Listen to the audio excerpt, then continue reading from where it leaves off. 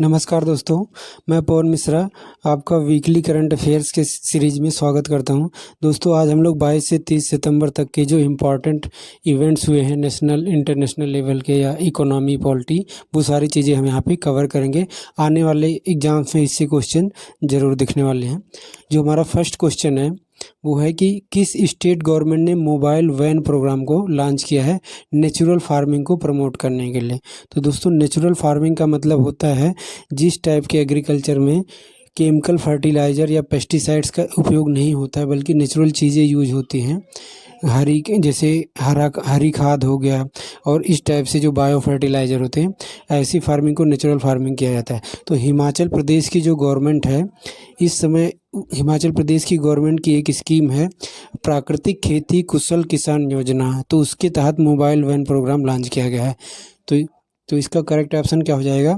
B, यानी हमारा हिमाचल प्रदेश। उसके बाद यहाँ पे दूसरा क्वेश्चन है हमारा, अभी तेलंगाना की गवर्नमेंट ने एक chief minister breakfast scheme launch किया है। तो उससे रिलेटेड ये क्वेश्चन है कि जो फर्स्ट स्टेटमेंट है कि Telangana state has announce India's first breakfast scheme for government school student. तो ये सही है कि तेलंगाना की गवर्नमेंट ने ही इसको अनाउंस किया है। उसके बाद दूसरा क्या है, its purpose is to increase in student attendance. तो जब बच्चों को सुबह ब्रेकफास्ट मिलेगा तो उनके अटेंडेंस यानी उनकी उपस्थिति भी बढ़ेगी इससे। और तीसरा क्या है कि to provide free breakfast for school children studying from class 1 to 10। तो 1 से 10 क्लास के बच्चे जो को फ्री ब्रेकफास्ट प्रोवाइड करना है, इसका उद्देश्य है।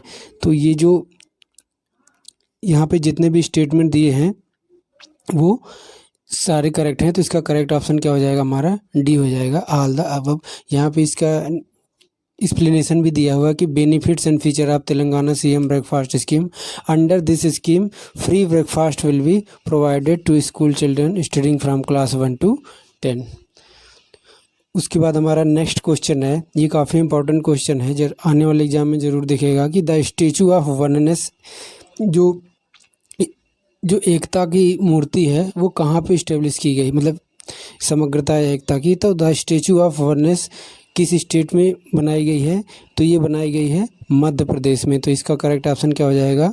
बी हो जाएगा। दोस्तों, मध्य प्रदेश के जो चीफ मिनिस्टर हैं शिवराज सिंह चौहान, उन्होंने 108 फीट जो है वो आदि गुरु शंकराचार्य की, जो हमारे 8वीं शताब्दी के अद्वैतवाद के फिलोसफर हैं। अद्वैतवाद का मतलब क्या होता है कि द्वैत नहीं है, मतलब दो नहीं है, सब एक है, वननेस है। तो इसीलिए आदि गुरु शंकराचार्य की ही स्टेचू ऑफ वननेस बनाई जा सकती है। तो उसी के 108 फीट ऊंची जो है वो प्रतिमा का अनावरण किया गया है मध्य प्रदेश में। ठीक है, मध्य प्रदेश के ओमकारेश्वर नामक स्थान पे। ठीक है, तो ये इसका करेक्ट ऑप्शन क्या हो गया हमारा? मध्य प्रदेश। इसके अलावा कुछ और सारे स्टेचू हैं इंडिया में जिनको हम एक बार देख सकते हैं। जैसे हमारा स्टेचू ऑफ यूनिटी है, ये गुजरात में है। उसके बाद थिरुवल्लुवर स्टेचू है, ये कन्याकुमारी तमिलनाडु में है। आदि योगी शिव स्टेचू है, ये तमिलनाडु के कोयम्बटूर में है। ध्यान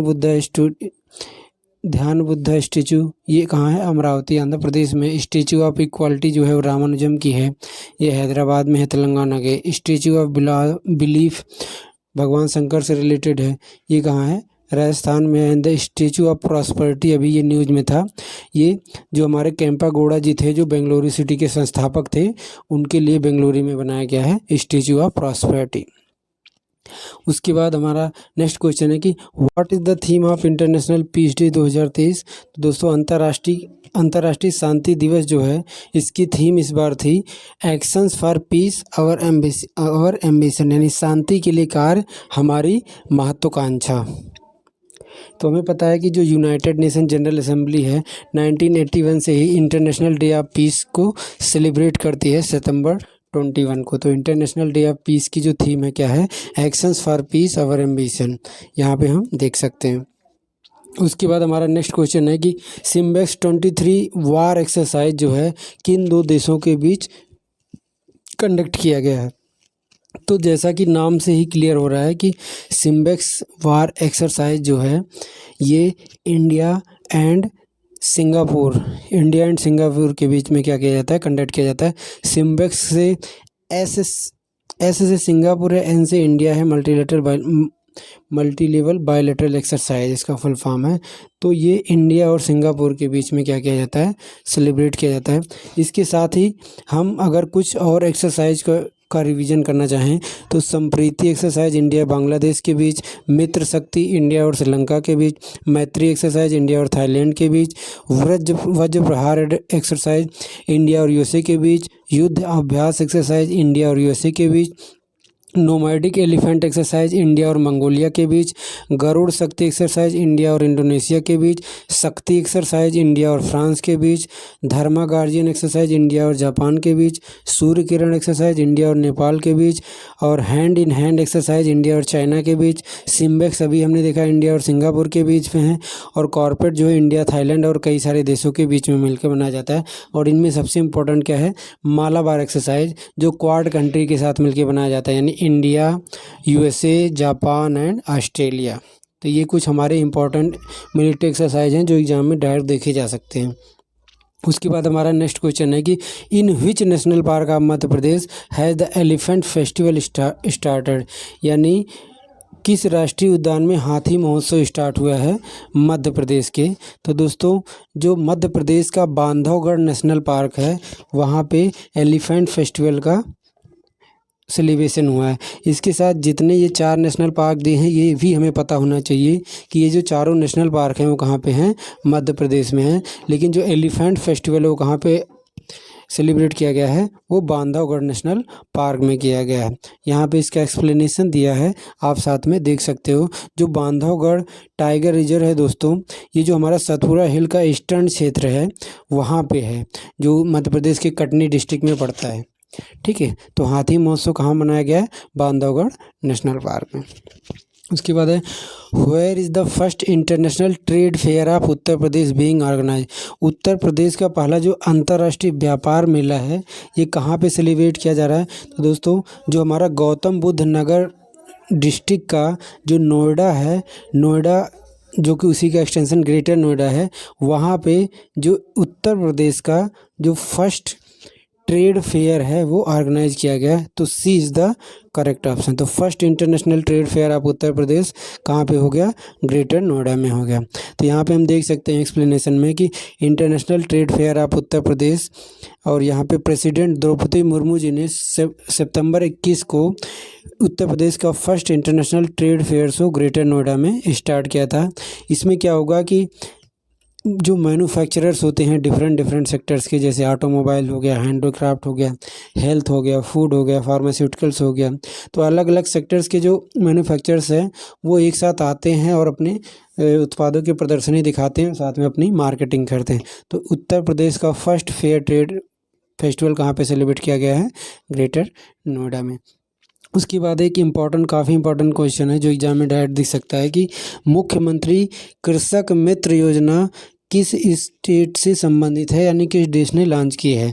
तो मुख्यमंत्री कृषक मित्र योजना जो है ये हमारी जो मध्य प्रदेश की गवर्नमेंट है, यहाँ पे हम इसमें इमेज में भी देख सकते हैं शिवराज सिंह चौहान जी का, जो वहाँ पे सीएम है एमपी के। तो एमपी में मुख्यमंत्री कृषक मित्र योजना जो है वो स्टार्ट की गई है। दोस्तों इस योजना का मेन उद्देश्य क्या है कि कृषकों को वन स्टॉप सोल्यूशन प्रोवाइड करना उन एग्रीकल्चर से रिलेटेड डिफरेंट चीज़ों का। तो मुख्यमंत्री कृषक मित्र योजना कहाँ पे है, एमपी में है, एम से हम इसको रिलेट कर सकते हैं। उसके बाद है which state chief minister has been awarded the Lee Kuan Yew exchange fellowship. दोस्तों ये काफ़ी इंपॉर्टेंट है और बहुत ज़्यादा ये न्यूज़ में भी रहा था हमारा। तो जो हमारा Lee Kuan Yew exchange fellowship है ये आसाम के जो मुख्यमंत्री हैं उनको ली कुआन ये एक्सचेंज यानी से सम्मानित किया गया है। तो ठीक है, ये जो है वो सिंगापुर का एक this fellowship is named after Singapore के एक महान जो सोशलिस्ट थे और जिन्होंने समाज में बहुत ज़्यादा योगदान दिया था, उनके नाम पे ये फेलोशिप दी जाता है। तो इस बार मुख्यमंत्री के सीएम हेमंत बिस्वा को ये अवार्ड मिला गया है। तो ली कुआन ये एक्सचेंज फेलोशिप इस बार किसको मिला है? असम के मुख्यमंत्री जी को। उसके बाद है क्वेश्चन नंबर 10 हमारा है कि ये काफ़ी न्यूज़ में रहता है और कई सालों से न्यूज़ में है, क्योंकि यहाँ पे आए दिन जो है वो बॉर्डर डिस्प्यूट होता रहता है और कई बार लड़ाइयाँ भी होती रहती हैं, वार भी, एक स्मॉल स्केल का वार भी चलता है। तो जो हमारा नगोर्नो काराबक्स डिस्प्यूट है, यानी जो नागोर्नो काराबाख जो विवाद है वह किन दो देशों के बीच में है? तो दोस्तों ये आर्मेनिया और अजरबैजान के बीच में एक स्थान है जहाँ पे दोनों देश अपना क्लेम करते हैं और इसी के लिए दोनों क्या करते रहते हैं? लड़ते रहते हैं। ठीक है, तो यहाँ पे इस मैप में हम देख सकते हैं इधर अजरबैजान है और इधर आर्मेनिया है और उनके बीच में ये जो वाइट कलर का आपको दिख रहा है नार्बाको करबक्स रीजन ना, वो देखा जा सकता है यहाँ पे। एक्चुअली में ये जो रीजन है वो आता अजरबैजान के अंदर है, लेकिन आर्मेनिया जो है इस पर कंट्रोल करने की कोशिश करता रहता है। तो अगर हम इसको देखें इसका स्ट्रेटेजिक सिग्निफिकेंस क्या है, तो इसका यह है कि जो अजरबैजान में जो एनर्जी के सोर्स हैं और जो डिफरेंट टाइप के गैस पाइपलाइंस होके गुजरते हैं काकस माउंटेन के थ्रू या फिर ब्लैक सी एंड कैस्पियन सी के पॉइंट ऑफ व्यू से, वो काफ़ी ज़्यादा इंपॉर्टेंट प्लेस होता है। तो इसीलिए दोनों लोग जो है इसमें क्लेम करते हैं। तो जो नगोर्नो काराबाख डिस्प्यूट है वो आर्मेनिया और अजरबैजान में है और ये रीजन लाई किसके अंतर्गत करता है? जियोग्राफिकली देखें तो अजरबैजान के बीच में। उसके बाद हमारा नेक्स्ट क्वेश्चन है कि what is the fourth river festival being organize? Where is the fourth river festival being organize? तो दोस्तों जो चौथा नदी उत्सव है ये इस बार मनाया जा रहा है हमारा न्यू दिल्ली में। तो नई दिल्ली में चौथा नदी उत्सव जो है वो मनाया जा रहा है। नदी उत्सव जो है होता है, एक्चुअली में होता क्या है कि इसमें रिवर से रिलेटेड और उनके सिग्निफिकेंस को शो किया जाता है और उस पर डिफरेंट टाइप के जो बुक्स होते हैं बाकी और जो डिफरेंट फील्ड्स के लोग होते हैं वो एक साथ बैठ के डिस्कस करते हैं कि नदी को कैसे प्रोटेक्ट किया जाए और उनका क्या सिग्निफिकेंस है हमारे कल्चर को प्रमोट करने के लिए। वो सारी चीज़ें बताई जाती है हमारी नदी उत्सव में। तो इस बार कहाँ पर ऑर्गेनाइज हुआ है? न्यू दिल्ली में। उसके बाद है ये काफ़ी इंपॉर्टेंट क्वेश्चन है और एग्जाम में पक्का देखेगा। Who will be awarded the prestigious Norman E Borlaug prize? दोस्तों जो फादर ऑफ ग्रीन रिवोल्यूशन है इनवर्ड नॉर्मन ई बोरलॉग, आपको पता है कि उन्होंने ग्रीन रिवोल्यूशन लाए थे जिससे पूरे विश्व में फूड इनसिक्योरिटी की प्रॉब्लम को सॉल्व किया था। तो उन्हीं की याद में जो है नॉर्मन ई बोरलॉग पुरस्कार दिया जाता है एग्रीकल्चर साइंटिस्ट को। तो इस बार ये जो पुरस्कार है वो मिला है डॉक्टर स्वाति नायक जी को। तो ये इंडियन एग्रीकल्चर साइंटिस्ट हैं। तो इंडियन एग्रीकल्चर साइंटिस्ट स्वाति नायक इस बार जो है वो वर्ल्ड फूड प्राइज़ की नॉर्मन ई बोरलॉग अवार्ड से सम्मानित की गई हैं। ठीक है, अगर हम इनके बारे में स्वाति नायक जी के बारे में देखें तो इन्होंने क्या किया है कि एक ऐसे सीड राइस के सीड यानी राइस की वैरायटी को प्रोड्यूस किया था जो ड्रॉट टॉलरेंट था, यानी जिस पर सूखे का बहुत कम इफेक्ट प्रभाव होगा। यानी अगर मान लो जी राइस को वो देने के बाद सूखा पड़ जाता है तो कुछ लेवल तक ये जो सीड है उसको क्या कर सकता है? प्रोटेक्ट कर सकता है। तो इसलिए इनको ये अवार्ड मिला है। और जो नॉर्मन ई बोरलॉग पुरस्कार है दोस्तों ये किसके द्वारा दिया जाता है? ये वर्ल्ड फूड प्राइज फाउंडेशन के द्वारा दिया जाता है। बस इससे ज़्यादा इसमें कोई ज़रूरत नहीं है, बस में डॉक्टर स्वाति नायक जी को याद रखना है। उसके बाद है the first women speaker of Orissa legislative assembly. दोस्तों अभी तक उड़ीसा की जो विधानसभा है उसमें कोई भी महिला स्पीकर नहीं थी। तो फर्स्ट महिला स्पीकर कौन बनी है जिनको उड़ीसा की विधानसभा में अपॉइंट किया गया है? तो ये है हमारी प्रमिला मलिक जी हैं। तो प्रमिला मलिक जो हैं वो उड़ीसा की फर्स्ट वुमेन स्पीकर हैं, यहाँ पे हम इमेज में देख सकते हैं। उसके बाद है what is India's rank in the world economic freedom report 2021 release by Canada's Fraser Institute. तो दोस्तों कनाडा का जो फ्रेजर इंस्टीट्यूट है उसने जो वर्ल्ड इकोनॉमिक फ्रीडम रिपोर्ट 2021 को रिलीज किया है उसमें इंडिया को 87वां स्थान मिला है। तो यानी हमारा बी जो होगा वो करेक्ट होगा।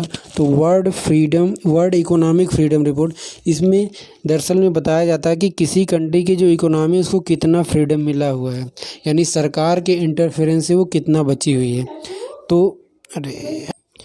तो इस बार जो हमारा इसमें बताया जाता है कि जो हमारी किसी कंट्री की इकोनॉमी है वो सरकार के इंटरफेरेंस से कितनी बची हुई है।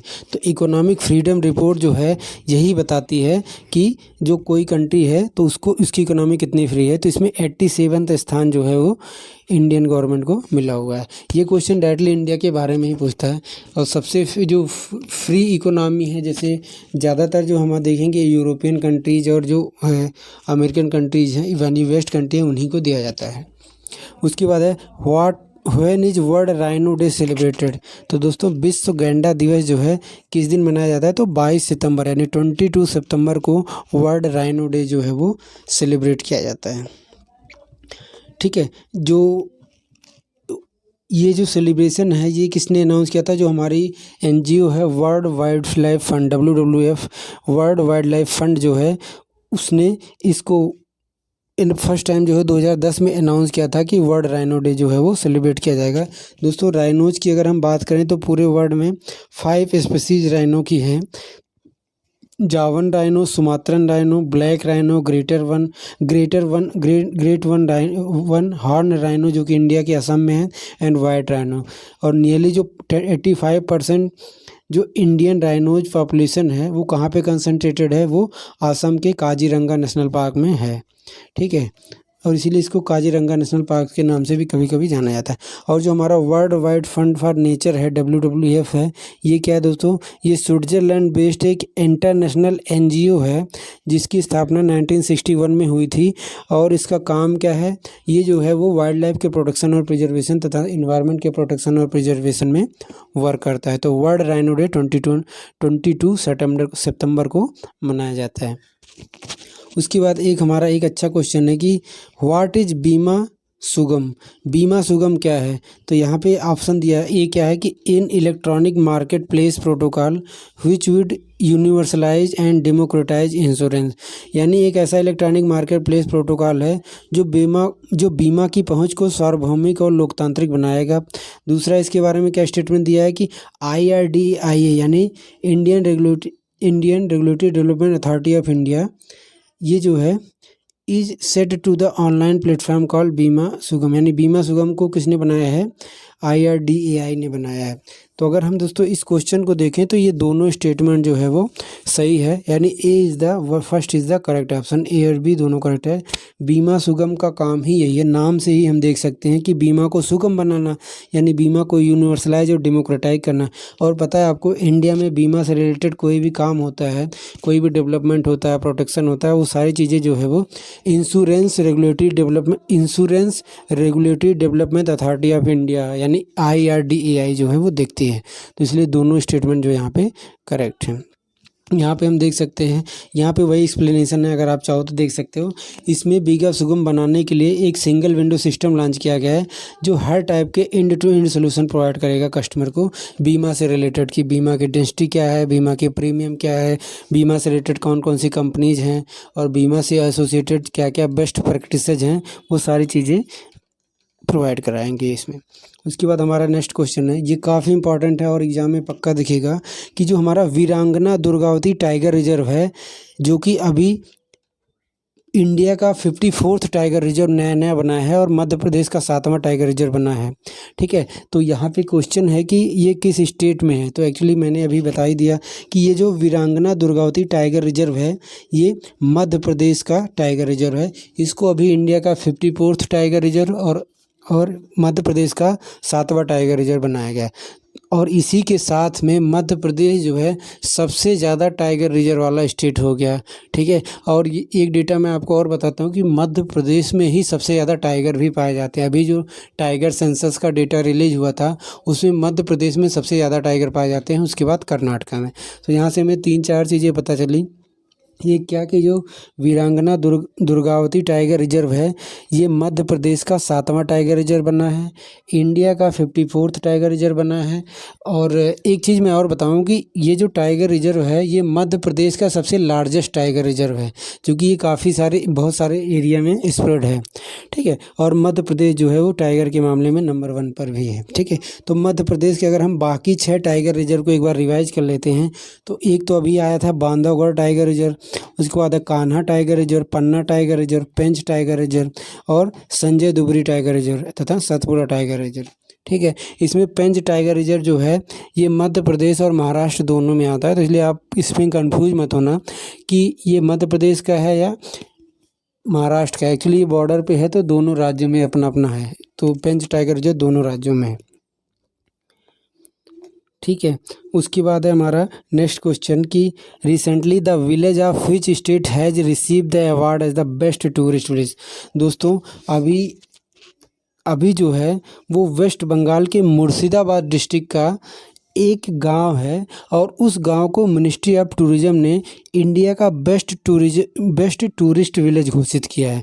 तो यह जो है वो वेस्ट बंगाल का है और इसका नाम क्या है दोस्तों, ये जो है वो एक्चुअली बंगाल के मुर्शिदाबाद डिस्ट्रिक्ट में है और ये क्या है किरीटेश्वरी टेम्पल है, किरीटेश्वरी टेम्पल है। तो किरीटेश्वरी टेम्पल जो है किरीटेश्वरी गांव में है और ये मध्य प्रदेश के मुर्शिदाबाद डिस्ट्रिक्ट में है।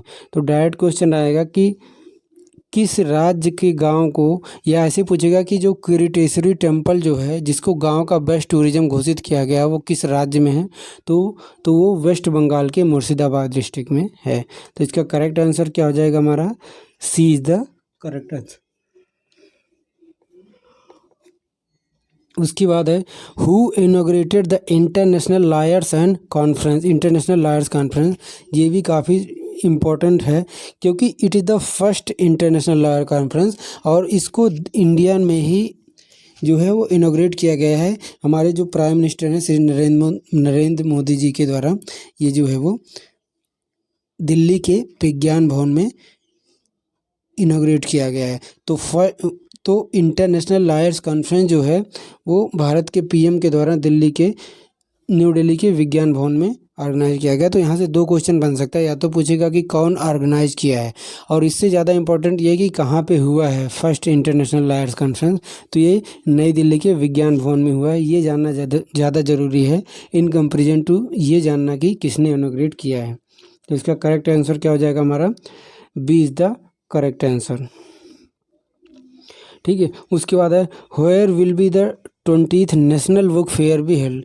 दोस्तों उत्तर प्रदेश के एग्ज़ाम के लिए काफ़ी इंपॉर्टेंट क्वेश्चन है क्योंकि इस बार का जो 20वां राष्ट्रीय पुस्तक मेला है वो उत्तर प्रदेश के कैपिटल लखनऊ में जो है वो मनाया जा रहा है। ठीक है, तो 20th नेशनल बुक फेयर जो है वो कहाँ पे है, इस बार ऑर्गेनाइज हुआ है लखनऊ। तो A is the correct answer. Balrampur garden है लखनऊ में, वहाँ पे हजरतगंज के पास में, वहाँ पे ये सेलिब्रेट किया गया। उसके बाद है who has been awarded the world leader for peace and security award 2023। तो 2023 के लिए जो world leader for peace and security award है इस बार किसको मिला है, इस बार मिला है जो हमारी आध्यात्मिक माता हैं श्री माता अमृतानंदमयी देवी। श्री माता अमृतानंदमयी देवी जी को world leader for peace and security award मिला है पूरे विश्व में स्पिरिचुअलिटी और पीस को प्रमोट करने के कारण। तो यहाँ पे उनके बारे में दिया है कि माँ Amrita Devi also known as अम्मा, इनको अम्मा के नाम से भी जाना जाता है, इनको 2023 का world leader for peace and security award दिया गया है। ठीक है, माता अमृता देवी जो है ये जो है उन्होंने जो ग्लोबल पीस स्पिरिचुअलिटी इन सबको प्रमोट करने के लिए दिया गया है। तो world leader for peace and security award 2023 किसको मिला है, श्री माता अमृता देवी जी को यानी अम्मा को। उसके बाद है India's first light house festival is being organise in which state. दोस्तों इस टाइप का जो भी क्वेश्चन होता है मोस्टली वो गोवा में ही होता है।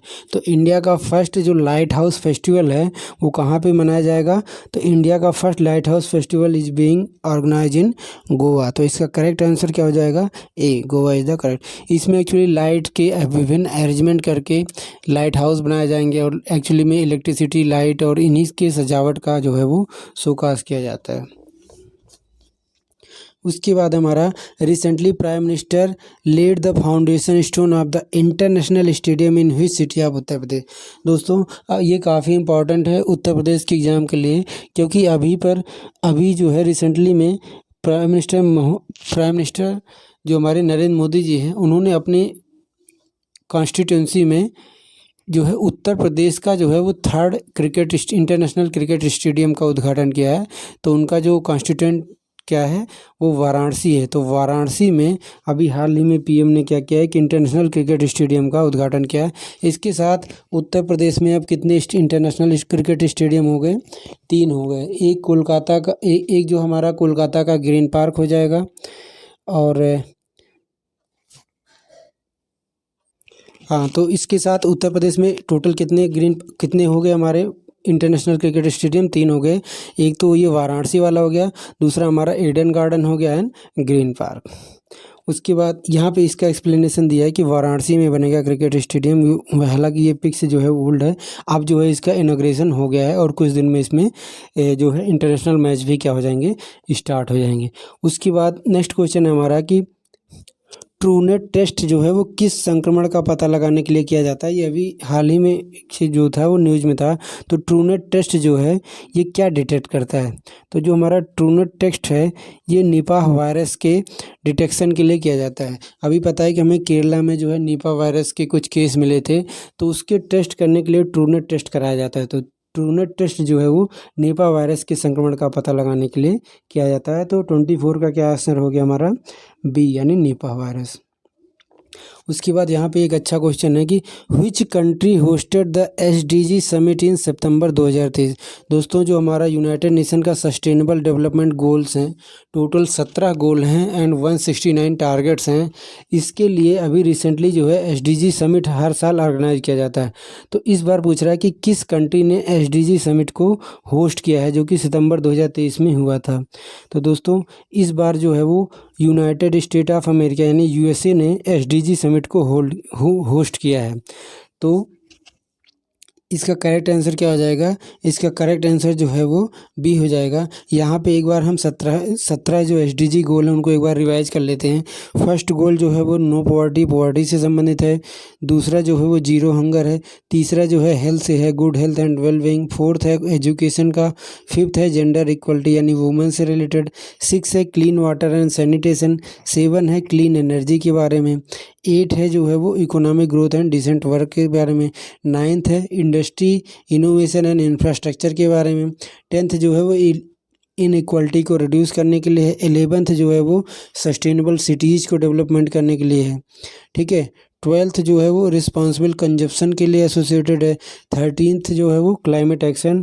14 लाइफ बिलो वाटर यानी समुद्र के अंदर इन्वायरमेंट को प्रोटेक्ट करने के बारे में। 15th जो है वो लाइफ ऑन लैंड यानी ऊपर जो लैंड पर इन्वायरमेंट है उसको प्रोटेक्ट करने के बारे में। 16th जो है वो पीस एंड जस्टिस को स्ट्रांग बनाने के लिए जो इंस्टीट्यूशंस होते हैं उनको स्ट्रेंथन करने के बारे में। एंड 17th क्या है? पार्टनरशिप फॉर द गोल्स यानी विभिन्न देशों का आपस में पार्टनरशिप जिसके द्वारा SDG गोल्स को अचीव कर सकें। तो इस बार का जो सस्टेनेबल डेवलपमेंट गोल समिट है वो USA में ऑर्गेनाइज हुआ। उसके बाद है हमारा कि India has partner with which country to deploy 10,000 made in India electric buses across Indian city? तो हाल ही में भारतीय शहरों में लगभग 10,000 भारत निर्मित जो इलेक्ट्रिक बसें तैनात की जाएंगी, उसके लिए किस देश के साथ इंडिया ने साझेदारी किया था? तो ये साझेदारी जो हुई थी 10,000 इलेक्ट्रिक बसेज बनाने की USA के साथ हुई थी। तो India has partner with USA to deploy 10,000 made in India electric buses across Indian city. ये इंडिया के विभिन्न शहरों में इतनी बसों का डिप्लॉयमेंट किया जाएगा USA की मदद से। उसके बाद है कर्मा पर्व या कर्मा पूजा जो है किस राज्य का मेन फेस्टिवल है? तो दोस्तों, जो कर्मा पूजा है या कर्मा फेस्टिवल है ये जो है वो झारखंड का, किसका? झारखंड का जो है वो एक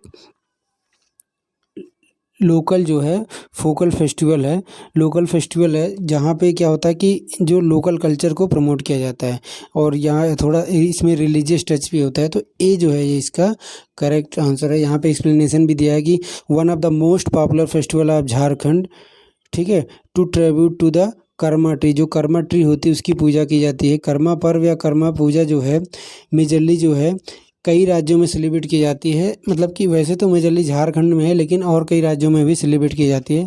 जैसे वेस्ट बंगाल, आसपास जो झारखंड के जो आसपास हैं, यानी West Bengal, Bihar, MP and Bangladesh में भी किया जाता है बिसाइड झारखंड। पर प्राइमरली जो है वो हमारा झारखंड में, तो और ऑप्शन में भी इसमें झारखंड ही है। उसके बाद है एक्सरसाइज युद्ध अभ्यास जो है किन दो देशों के बीच में होगा। तो अभी हमने कुछ समय पहले ही पढ़ा कि युद्ध अभ्यास एक्सरसाइज जो है वो इंडिया और यूएसए के बीच में कंडक्ट किया जाता है। तो यहाँ पे करेक्ट आंसर क्या हो जाएगा हमारा, बी जो है वो करेक्ट आंसर हो जाएगा, इंडिया एंड यूएसए। उसके बाद ये अभी न्यूज़ में आया था, नासा से रिलेटेड है, कि the Osiris Rex asteroid mission जो है वो किस स्पेस एजेंसी का है। तो दोस्तों जो ओसिरिस रेक्स एस्टेरॉयड मिशन जो है, ये नासा ने एक जो हमारा एस्टेरॉयड बेनू है, एस्टेरॉयड बेनू पे ये मिशन भेजा है नासा ने।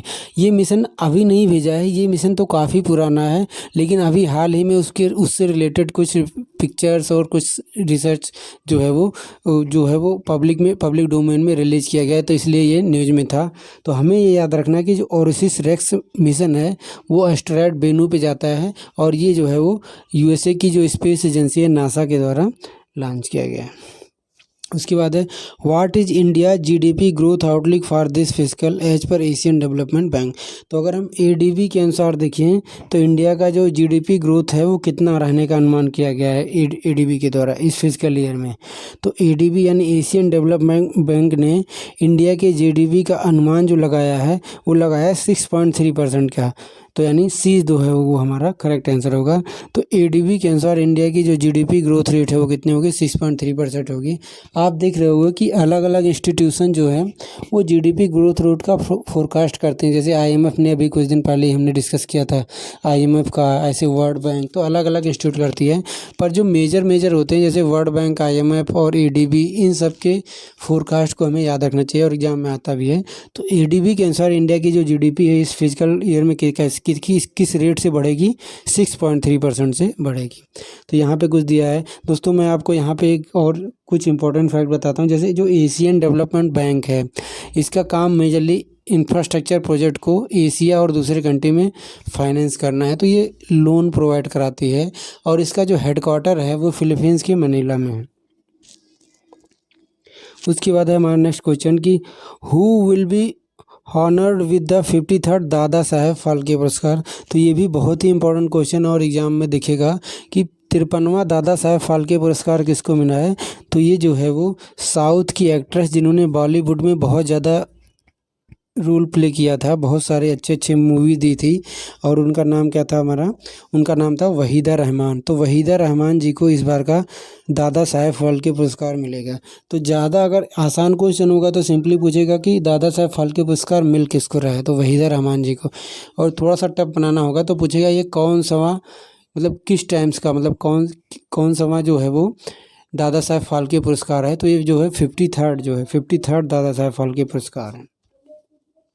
तो 53rd दादा साहेब फाल्के पुरस्कार जो है वो वहीदा रहमान जी को मिल रहा है, ठीक है। और ये जो है वो यह जो दादा साहेब फाल्के पुरस्कार है इसकी जो शुरुआत है वो 1969 से हुई थी, और फर्स्ट दादा साहेब फाल्के पुरस्कार किसको मिला था, एक्ट्रेस देविका रानी जी को मिला था। वहीदा रहमान जी जो हैं ये कई नेशनल फिल्म अवार्ड जीत चुकी हैं, ठीक है। और इनकी कुछ इंपॉर्टेंट फिल्म्स हैं जैसे गाइड हो गया, कागज़ के फूल हो गया, ये इनकी कुछ बहुत ही इम्पोर्टेंट मूवियाँ हैं।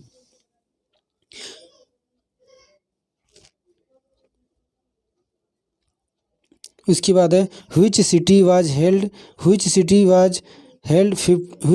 Held 50th world coffee conference begin. तो दोस्तों किस शहर में 5वां विश्व कॉफ़ी सम्मेलन आयोजित किया गया।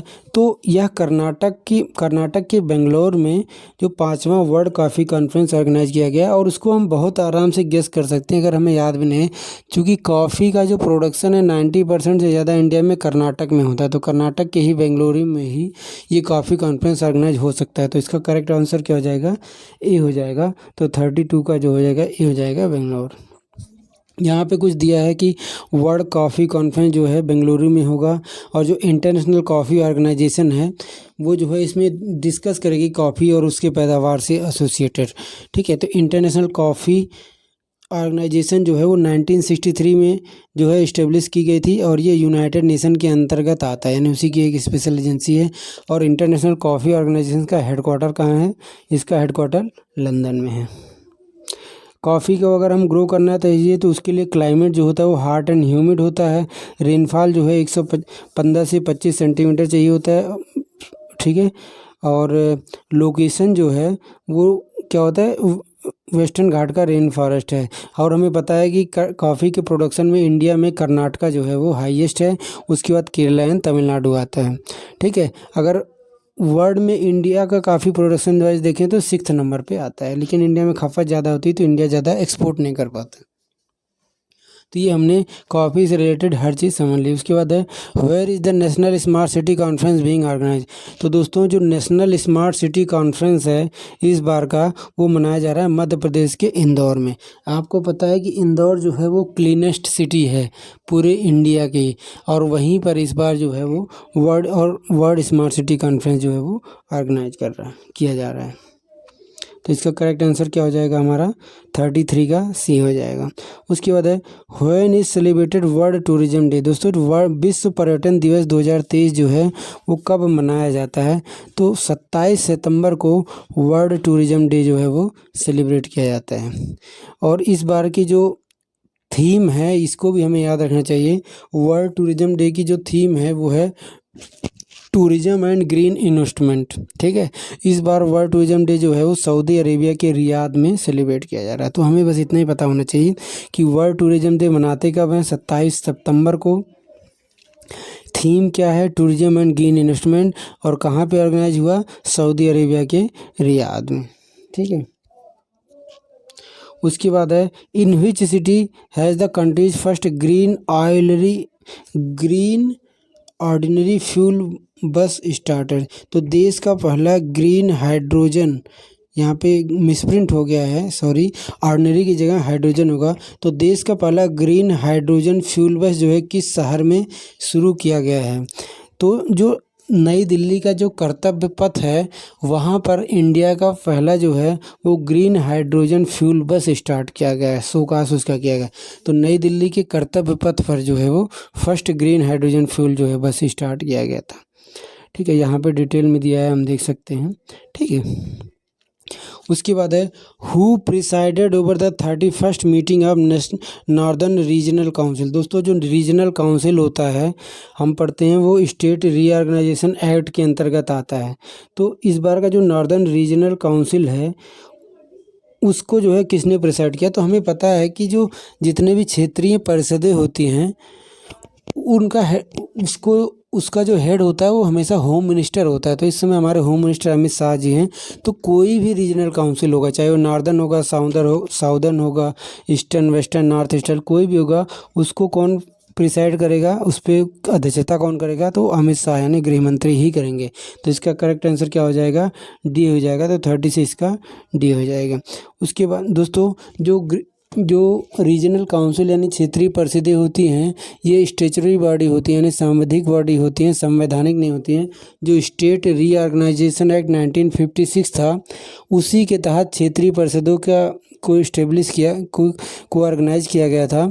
और इनका मुख्य काम क्या होता है? विभिन्न राज्यों के बीच जो समस्याएं और मुद्दे हैं उनको आपस में बैठ के सुलझाना तथा देश को एकीकरण में मदद करना। उसके बाद हमारा which of the following Indian naval ship participated in first India Indonesia Australia trilateral exercise है। दोस्तों इंडिया ने इंडोनेशिया और ऑस्ट्रेलिया के साथ मिलकर जो है फर्स्ट टाइम जो है वो एक नेवल एक्सरसाइज स्टार्ट की है। तो ये पूछ रहा है कि इंडिया के किस शिप ने इसमें पार्टिसिपेट किया था? तो जो हमारा INS सह्याद्री है, INS सह्याद्री ने first India Indonesia Australia trilateral exercise में क्या किया है? पार्टिसिपेट किया है। तो INS सह्याद्री यानी D is the correct answer. उसके बाद है which state has launch its action plan for management of paddy stubble burning. तो दोस्तों जो धान की जो पराली जलाने का प्रबंधन के लिए किस राज्य ने अपनी कार्य योजना को लॉन्च किया है? तो ऑब्वियस है ये सब प्रॉब्लम पंजाब हरियाणा में होता है, तो हरियाणा ने ही इसको लॉन्च किया है। तो Haryana government launch action plan for management of paddy stubble burning. दोस्तों पैडी स्टेबल बर्निंग का मतलब क्या होता है, धान काटने के बाद जो उसमें बचा रहता है तो फार्मर जो है गेहूं की बुआई करने के लिए और उसको हटाने के लिए उसको खेत में ही जला देते हैं, जिससे पर्यावरण प्रदूषण बहुत ज़्यादा होता है। ठीक है, तो उसके सस्टेनेबल मैनेजमेंट के लिए क्या होता है, हरियाणा गवर्नमेंट ने एक्शन प्लान फॉर मैनेजमेंट जो है वो लॉन्च किया पैडी स्टेबल बर्निंग के लिए। उसके बाद हमारा नेक्स्ट क्वेश्चन है कि which statement is correct of about first global turmeric conference being organize. दोस्तों, विश्व हल्दी कॉन्फ्रेंस जो है वो फर्स्ट विश्व हल्दी कॉन्फ्रेंस जो है ऑर्गेनाइज किया जा रहा है। तो इसके बारे में कुछ स्टेटमेंट दिया है कि जो प्रथम वैश्विक हल्दी सम्मेलन है वो कहाँ पे आयोजित किया जा रहा है, मुंबई में आयोजित किया जा रहा है। तो ये तो बिल्कुल सही ऑप्शन है, तो ये तो करेक्ट है। अब हम बी अगर देखें, बी में क्या कर रहा है कि इसका आयोजन जो है वो कौन कर रहा है, तो it is organize by NCDEX institute of commodity markets and research यानी NICR इन कोलेबोरेशन विथ टेफ्लाज। तो ये भी सही है, तो दोनों स्टेटमेंट सही है। तो ए फर्स्ट जो है उसका करेक्ट ऑप्शन यानी ए और बी दोनों सही है। तो जो फर्स्ट ग्लोबल टर्मरिक कॉन्फ्रेंस हो गया है वो भी मुंबई में हो रहा है, और जो फर्स्ट जो स्पाइस कॉन्फ्रेंस मसाला कॉन्फ्रेंस अभी हमने कुछ दिन पहले देखा था वो भी मुंबई में आयोजित किया जा रहा है। उसके बाद है which statement is correct about chief minister minority enterprise scheme. दोस्तों, अभी एक स्कीम लॉन्च हुई है chief minister minority enterprise scheme, इसके बारे में कौन सा स्टेटमेंट जो है वो सही है। तो कह रहा है कि the Uttar Pradesh government has launch the मुख्यमंत्री माइनॉरिटी उद्यमी योजना। तो मुख्यमंत्री माइनॉरिटी उद्यमी योजना यहाँ पे आप चित्र में देख सकते हैं बिहार की सरकार ने लॉन्च किया है, ना कि उत्तर प्रदेश की सरकार। तो फर्स्ट स्टेटमेंट जो है वो गलत है। The Bihar government has launch Mukhyamantri minority Udyami Yojana to provide self employment to minorities community. और इस स्कीम के तहत जो है 10 लाख का जो है लोन वो दिया जाएगा। तो फर्स्ट स्टेटमेंट तो इनकरेक्ट हो गया। दूसरा क्या करा कि this scheme promote entrepreneurship and increase self employment among the minority youth of state. तो ये बिल्कुल सही है, अभी हमने पढ़ा। और out of this 50% amount will be given in the form of loan and 50% amount will be given in the form of grant. तो जो भी 10 लाख मिलेगा उसमें 5 लाख का तो लोन हो जाएगा और 5 लाख जो है वो अनुदान यानी ग्रांट हो जाएगा। तो ए को छोड़ के दोनों सही हैं, तो यानी 2 जो है इसका करेक्ट आंसर है। बी एंड सी जो है वो करेक्ट हैं और ए जो है वो क्या है, फॉल्स है। उसके बाद है which country is not included in the much discussed 5 alliance. दोस्तों, अभी जो कनाडा और इंडिया के रिश्तों में तल्खी हुई थी, जो उन्होंने कहा था कि जो खालिस्तानी नेता है, कनाडा ने जो आरोप लगाया था इंडिया पे कि जो खालिस्तानी नेता है उसकी जो हत्या है उसको इंडिया की खुफिया एजेंसी ने कराया था। तो इस पर जब USA के रिप्रेजेंटेटिव ने बोला था तो उन्होंने कहा था कि कनाडा ने जो कहा है ये बात, वो जो हमारी खुफिया रिपोर्ट है 5 आइज अलायंस की उसके आधार पर कहा है। तो इस कारण जो 5 आइज अलायंस जो है वो न्यूज़ में आया था। तो 5 आइज अलायंस दोस्तों जो है वो 5 देशों का एक संगठन है जिसमें ऑस्ट्रेलिया, न्यूजीलैंड, कनाडा, USA और यूनाइटेड किंगडम आता है। ये सारे देश मिलके जो है एक अलायंस बनाया था जिसका उद्देश्य क्या था कि आपस में गुप्त सूचनाओं का आदान प्रदान करना, इंटेलिजेंस को आदान प्रदान करना। तो इसी के आधार पर USA ने कहा था कि इसी रिपोर्ट का आधार बना के कनाडा ने जो है वो इंडिया पे आरोप लगाया है कि जो भी खालिस्तानी नेता की हत्या हुई है वो इंडिया की खुफिया एजेंसी ने कराई थी। तो ये काफ़ी न्यूज़ में था, तो इसलिए यहाँ पर डिस्कस किया गया। तो इसका करेक्ट आंसर क्या हो जाएगा, कौन सा देश इसमें नहीं है, तो ऑब्वियस इसमें चाइना नहीं है। तो ऑस्ट्रेलिया, कनाडा, यूनाइटेड किंगडम तो है, चाइना नहीं है। तो डी जो है उसका क्या है, करेक्ट आंसर है, चूंकि पूछ रहा है कौन नहीं है।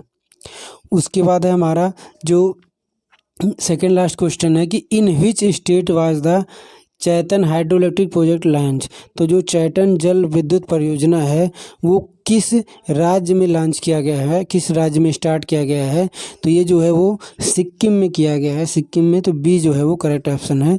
तो चैतन्य हाइड्रो इलेक्ट्रिक प्रोजेक्ट जो है वो कहाँ पे स्टार्ट हुआ है, सिक्किम में स्टार्ट हुआ है। उसके बाद last but not the list, काफ़ी इंपॉर्टेंट क्वेश्चन है ये कि जो चाक प्रोजेक्ट है वो किस राज्य सरकार का है। तो दोस्तों, चाक जिससे हम ब्लैक बोर्ड पर लिखते हैं उसी के नाम पर है। तो चाक परियोजना जो है वो स्कूल एजुकेशन को बेटर क्वालिटी एजुकेशन प्रोवाइड करने के पर्पज़ से छत्तीसगढ़ की सरकार के द्वारा लॉन्च की गई है। यहाँ पे आप उनकी छत्तीसगढ़ के मुख्यमंत्री की इमेज भी देख सकते हैं। तो जो फेमस चाक प्रोजेक्ट है वो किससे रिलेटेड है, वो रिलेटेड है हमारा छत्तीसगढ़ से रिलेटेड है, ठीक है। तो ए जो है वो करेक्ट ऑप्शन है। तो आज हमने 22 से 30 सितंबर तक की जो भी महत्वपूर्ण करंट अफेयर के क्वेश्चन थे उनको देखा है। इनसे डायरेक्ट एग्जाम में क्वेश्चन जरूर देखने को मिलेंगे। तो आप चैनल पे बने रहिए, और अगर आपको वीडियो से फ़ायदा होता है तो लाइक करिए, शेयर करिए एंड सब्सक्राइब करिए। Thank you.